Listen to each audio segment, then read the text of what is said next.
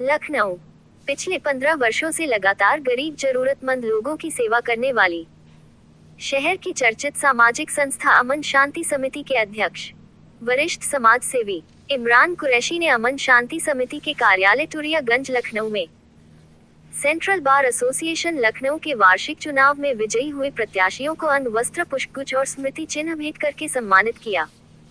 सम्मानित विभूतियां में central bar association Lucknow के अध्यक्ष पद पर 1334 वोट हासिल करके जीतने वाले अखिलेश जायसवाल, महासचिव पद के लिए 1365 वोट हासिल करके जीतने वाले अवनीश दीक्षित, हनी एवं संयुक्त मंत्री पद के लिए 425 वोट हासिल करके जीतने वाले सैफी मिर्जा एवं कार्यकारिणी सदस्य पद विजेता दिनेश पांडे, जूनियर एग्जीक्यूटिव पद के विजेता करण गुप्ता को अमन शांति समिति के अध्यक्ष इमरान कुरैशी, राष्ट्रपति पदक से सम्मानित अमन शांति समिति के महामंत्री आजाद हफीज, एडवोकेट ताज मोहम्मद ताबिश, अमन शांति समिति के वरिष्ठ सलाहकार शेख सईद हुसैन, अमन शांति समिति के उपाध्यक्ष मुख्तार अहमद फुरकान कुरैशी, इसराइल कुरैशी, मंत्री दिलशाद अहमद किकर कमलों द्वारा सम्मानित किया गया। इस मौके पर अमन शांति समिति के अध्यक्ष इमरान कुरैशी ने सभी को संबोधित करते हुए कहा, अमन शांति समिति सेंट्रल बार एसोसिएशन लखनऊ के अध्यक्ष पद के विजेता अखिलेश जायसवाल जी, महासचिव पद के विजेता अपनी दीक्षित हनी जी और संयुक्त मंत्री पद के विजेता सैफी मिर्जा को इस शानदार जीत के लिए और उनके द्वारा किए गए सामाजिक कार्यों की सराहना करते हुए सम्मानित कर रही है और इस सम्मान के माध्यम से उनको उनकी जिम्मेदारियां का एहसास दिलाना है, क्योंकि सम्मान मिलने के बाद जिम्मेदारी और बढ़ जाती है। सभी सम्मानित विभूतियों अध्यक्ष अखिलेश जायसवाल, महासचिव अवनीश दीक्षित, हनी, संयुक्त मंत्री सैफी मिर्जा ने अमन शांति समिति के अध्यक्ष इमरान कुरैशी को अधिवक्ता सम्मान से सम्मानित करने के लिए आभार व्यक्त किया।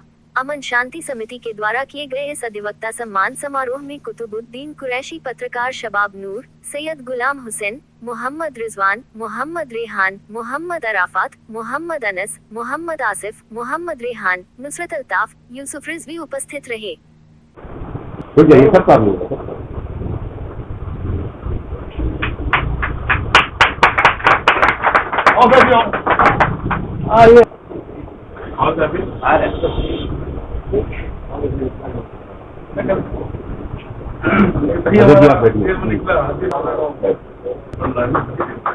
माला निकाल माला बहुत धन्यवाद। अभी माला है तो बहुत कॉफी धन्यवाद।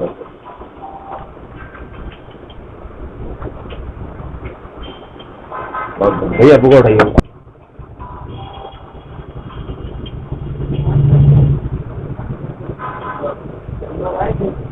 बहुत आइए कर दे।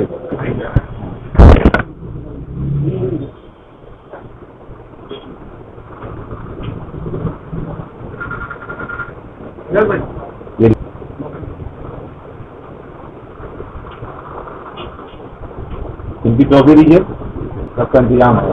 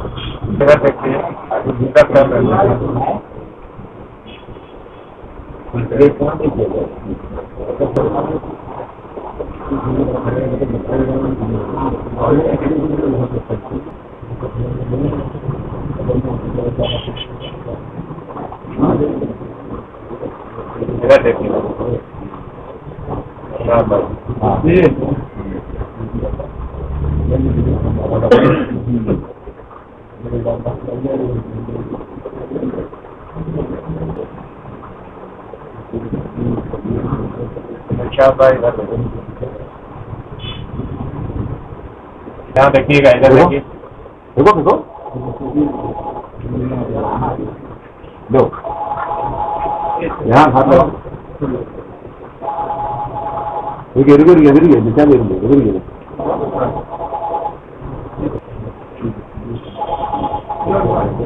वाले हार मारा के सबको दे दो। सामने देखिए। सामने देखिए, आपने तो कर दिया था, डबल कर रहे हैं आप। सर ठीक, हाँ बढ़िया बढ़िया बढ़िया, ये दूसरे को दे दिए।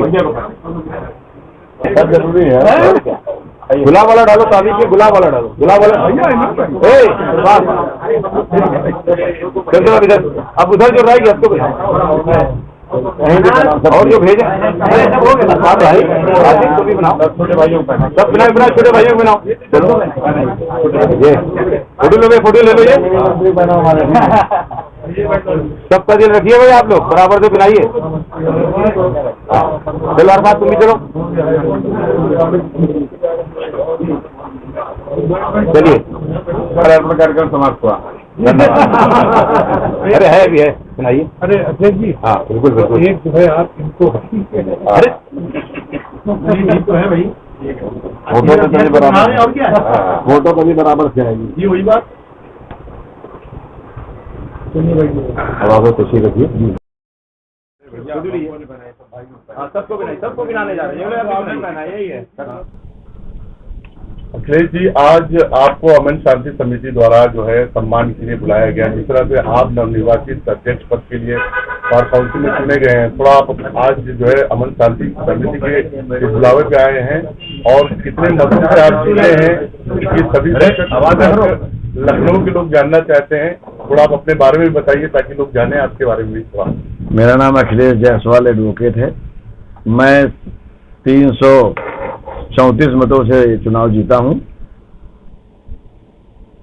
इससे पहले बार का महामंत्री रहा हूं 2014 में, 2005 में फाइनेंस सेक्रेटरी रहा हूं और 2002 में एग्जीक्यूटिव मेंबर रहा हूं। और मेरे नाम पे एक अनचाहा रिकॉर्ड जो बहुत लोगों को अच्छा नहीं लगेगा, और एक ऐसा रिकॉर्ड है जो कभी टूट नहीं सकता, जिसकी बराबरी तो हो सकती है। मैंने अब तक जीवन में 4 चुनाव बार के लड़े हैं और चारों चुनाव एक बार में जीते हैं। इसकी बराबरी तो कोई कर सकता है, इसको कोई तोड़ नहीं सकता। सर, अधिकारों के साथ दायित्व भी मिलते हैं, तो क्या लगता है आपको जो वकीलों के क्योंकि आप नेतृत्व कर रहे हैं तो आपका दायित्व भी बड़ा होगा। और हाल ही में आप देखे होंगे कि जो है वकीलों का जो विधेयक जो अभी इस वक्त जो है ठंडे बस्ते में निम्न न्यायालय से लेकर सर्वोच्च न्यायालय तक वकीलों ने आंदोलन किया, उस पर आप क्या जो सहयोग करेंगे या क्या जोड़ेंगे? आप लोगों ने अगर गौर किया हो तो जब से ये सरकार आई है केंद्र में, तब से किसी भी मुद्दे पर बैक नहीं हुई। सिर्फ पहला ये मुद्दा है जिस पर अधिवक्ताओं ने उसको बैक किया है। और ये निश्चित जान लीजिए कि जो भी कार्य सरकार हम अधिवक्ताओं के विरोध में करेगी उसे किसी भी कीमत पर लागू नहीं होने देंगे। लेकिन कई बार ऐसा भी होता है कि हमें अगर अपने कुछ मूलभूत सुविधाओं की आवश्यकता है तो उसके लिए भी सरकार की आवश्यकता होती है। अधिवक्ताओं ने आपको जो है चुना है, तो अधिवक्ताओं को आप किन किन चीजों से आश्वस्त करना चाहेंगे, खासकर हमारे अभी सोशल मीडिया के माध्यम से आप सबको पता चला होगा, 2 दिन पहले मैं और मेरे महामंत्री जी, हम दोनों लोग उत्तर प्रदेश के मुख्यमंत्री योगी आदित्यनाथ जी से मिले थे। हमने सारी समस्याओं से उनको अवगत करा दिया है और सबसे पहले मांग ही यही की है कि कोर्ट रूम में कैमरा लगना चाहिए, ताकि सच्चाई का भान पूरी दुनिया को लग सके कि किस प्रकार के भ्रष्टाचार न्यायालय में होते हैं। दोषी कौन है? दोषी होता है चपरासी, पेशकार, जज साहब, और दोष दिया जाता है अधिवक्ता का, जो बिल्कुल बर्दाश्त नहीं किया जाएगा। इसके साथ साथ आप लोगों ने गौर किया होगा कि जब भी आप लोग न्यायालय परिसर के आसपास पहुंचते हैं तो पैदल चलना दूभर हो जाता है। उसके लिए परिवहन की 2 वर्कशॉप हैं, उसमें से एक वर्कशॉप को हम लोगों ने अपने लिए मांग करी है कि पार्किंग के लिए दिया जाए। साथ ही साथ साथ पुरानी तहसील जो कि अब 2 जगह चली गई है, वो 80,000 स्क्वायर फुट जमीन खाली पड़ी है, उसको सिविल कोर्ट को दिया जाए। प्रशासन को इस बात की ताकीद दी जाए, यदि किसी मामले में अधिवक्ता जाता है तो पहले उसको ससम्मान बैठाया जाए, उसकी बात सुनी जाए और उसके बाद उसका कार्य किया जाए। अगर भी संभव है तो, नहीं तो तब मना किया जाए, लेकिन अनावश्यक रूप से अधिवक्ता को दोषी कभी न माना जाए। और शासन अपने कार्य को सही करे, इसके लिए मैंने भी और मेरे महामंत्री जी ने, दोनों ने माननीय योगी जी से यही कहा कि आपकी सरकार के पास ऐसे लोग हैं जो गलत सूचना दे देते हैं। प्रशासनिक अधिकारियों से घिरे रहने से सिर्फ काम नहीं चलेगा, जमीनी स्तर पर आपको कार्य करना पड़ेगा और देखना पड़ेगा कि वास्तविकता क्या है। सिर्फ मन में बैठा लेने से कि अधिवक्ता समाज का विरोधी है, ठीक नहीं होगा। हमारे देश में न्यायपालिका का बड़ा महत्व है, बड़ा सम्मान दिया जाता है।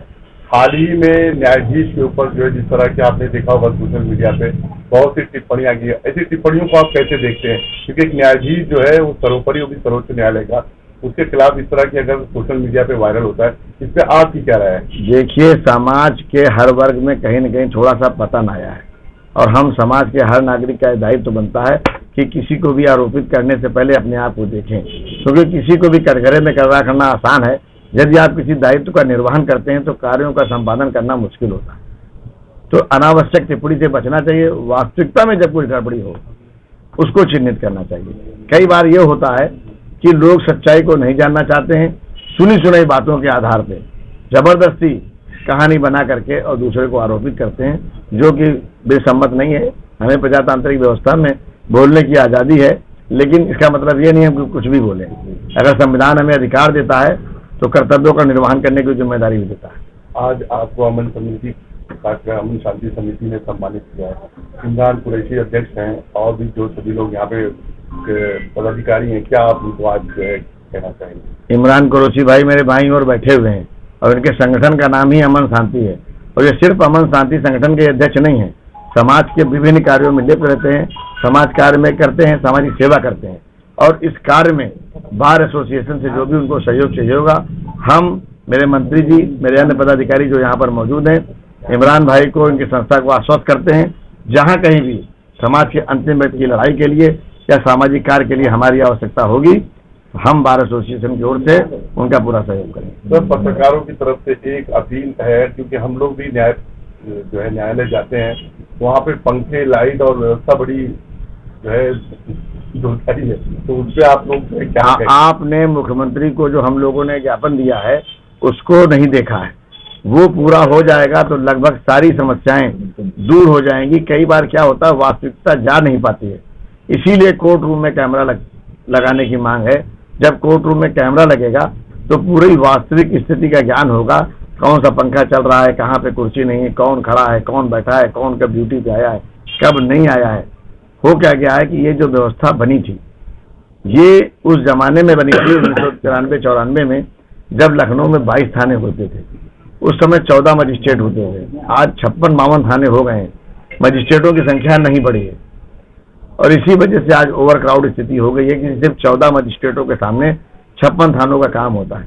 कम से कम 100 कोर्टों की आवश्यकता है न्यायालय में, तब न्याय हो पाएगा। और जो लोग जिम्मेदार बैठे हैं उनकी जिम्मेदारी है कि जब उनको 1.5 लाख 2 लाख रुपए जैसी तनख्वाह मिलती है, सारी सुविधाएं मिलती हैं, तो वो कार्य करें। वो लोग सिर्फ अधिवक्ता को दोष न ढूंढें, क्योंकि अधिवक्ता किसी के लिए दोषी नहीं होता है। कानून की किताब सबके लिए बराबर है, दोनों पक्ष अपना अपना पक्ष रखते हैं। ये तो न्यायाधीश का काम है कि वो सही फैसला करे।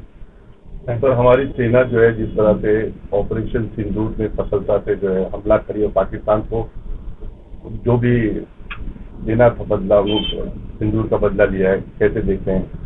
ये हिंदुस्तान की धरती हमेशा से विरोध की धरती रही है। आज़ादी के बाद से जब जब किसी ने भी हमारी तरफ आंख उठाने की कोशिश की है तो हम लोगों ने मुंह तोड़ जवाब दिया है और आगे भी हिंदुस्तान के परचम को लहराने से कोई रोक नहीं सकता।